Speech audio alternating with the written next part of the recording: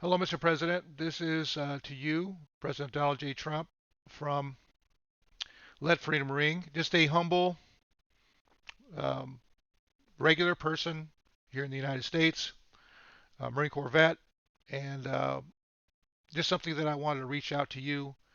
And maybe, hey, who knows, you might actually see this, but it's something that I wanted to do because you've went ahead and decided, as many people anticipated, that you're going to run for president again.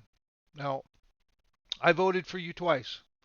I voted for you 2016, voted for you 2020. Um, uh, I'm a MAGA supporter in principle. Uh, I do believe in many of the core things that's in MAGA, and very proud to be. I am from a different country. I was born in Seoul, South Korea. I am half Asian. My experience was as an immigrant to this country, and I recognize the greatness of this country and the opportunities that it affords. But I understand that you're going to run for election again, and if you are the nominee, um, more than likely, very high percentage that I will vote for you once again. But Mr. President, I have some questions for you that I think are important, that I think that many people have on their minds, and hopefully you'll be able to answer here in the next, a little under 2 years before the election. Um, like many, I was very excited about your unexpected victory in 2016, and I'm very grateful for the 4 years that you gave to this country. That you did a lot of good for a lot of people. Um, but there are a lot of people that hate you, uh, and I think that translates to not being very fond of us as well. As you saw, and we all experienced, they threw everything at you to try and destroy you. We saw it. I'm sure you saw it. I'm sure there are things that you know that we don't know.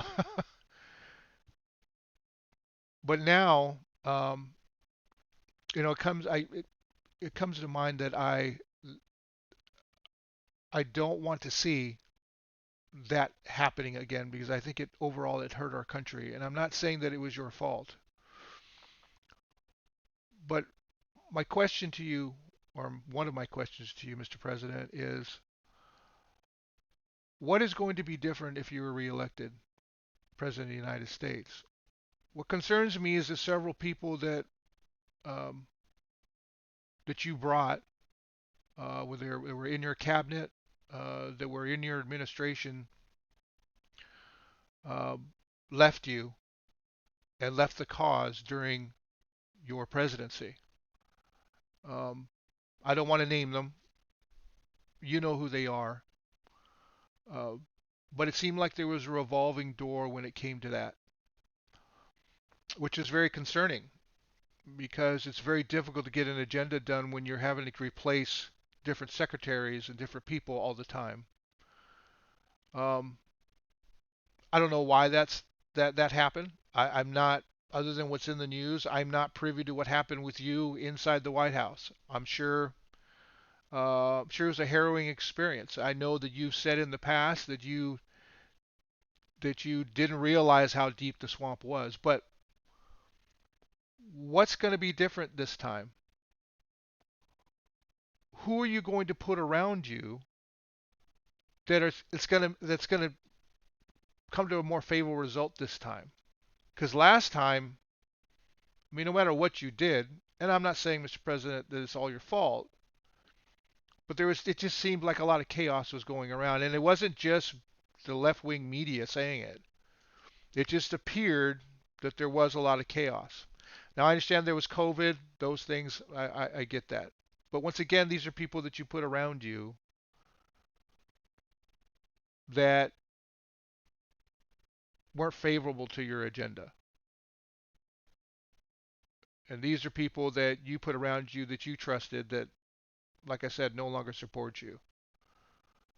It's a hard question to ask, Mr. President, because someone that believes in the core principles of MAGA, okay, or what you call MAGA, which to me is just being an American, just being a patriotic American. That's all it really is. Um, what's different going to be different this next time?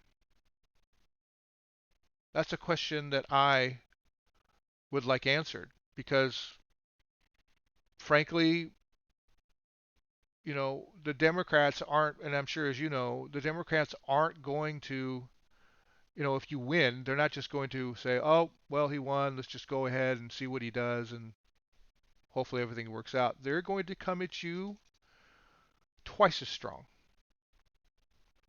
They very well may try and get rid of you between now and the election. They may try and put you in prison like they've been trying to do. And you also have to remember that there are people in your own party, in the Republican Party, that secretly want you gone. How are you going to address that? What is it that you're going to do? I don't believe um, that some of the shininess and luster that you had during 2016. I believe much of that is faded. And the reason why is for many people back when you ran in 2016, it was what I call an FU election to the establishment. You were our voice. You were our signal to them. Screw you. I don't know if that's going to be the case this next election. I don't know how much that's going to resonate. I'm not saying that it won't, but I don't know how much that's going to resonate this next election. So I'm asking you, Mr. President, what's going to be different? I'm asking you this because I want what's best for my country.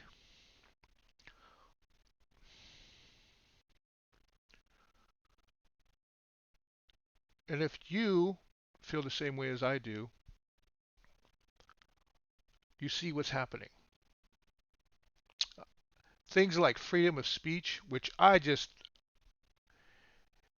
it amazes me that we're even talking about this. It used to be many years ago, I'm sure as you know, Mr. President, that that's just something everyone agreed upon. Yes, I might not like what you say, but you have the right to say it. And now that is under attack. It's hard to believe. I'm a proud Marine vet. I put on the uniform to defend that right. And now people want to tear it down.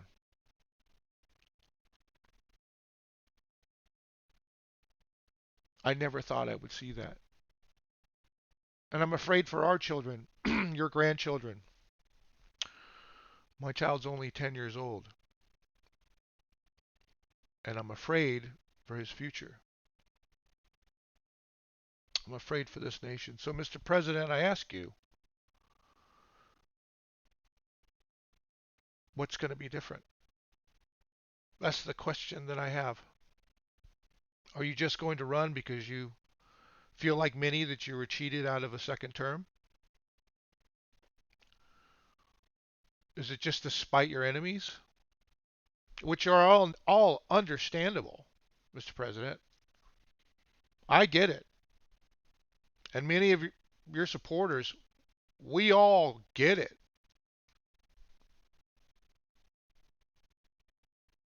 Or perhaps it's maybe time for somebody else.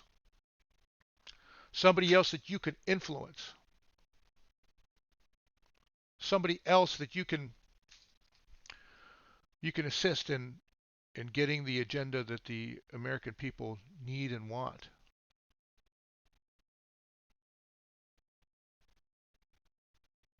So I implore you, Mr. President, to think about these things. Now, your decision is your decision. I respect that. Um, I'm uh, I'm a supporter of the conservative cause, and I will vote my conscience and what I believe is best for that cause. And like I said, if you are the nominee, I will vote for you. But Mr. President, I want you to think about, once again, what is best for all of us.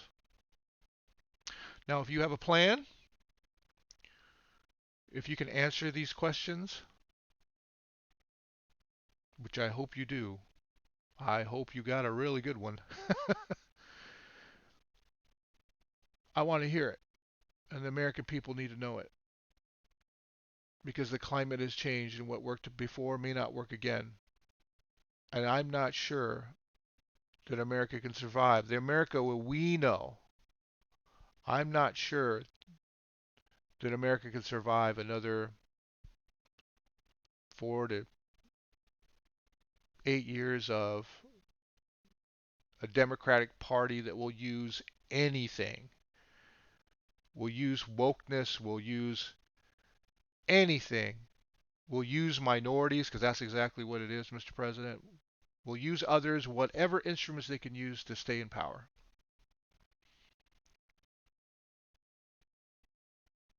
So I ask you, Mr. President, one final time, and I hope you answer it in the next 2 years, or a little less than 2 years. What's going to be different? Thank you, Mr. President, for this opportunity to speak with you. I hope you see this video.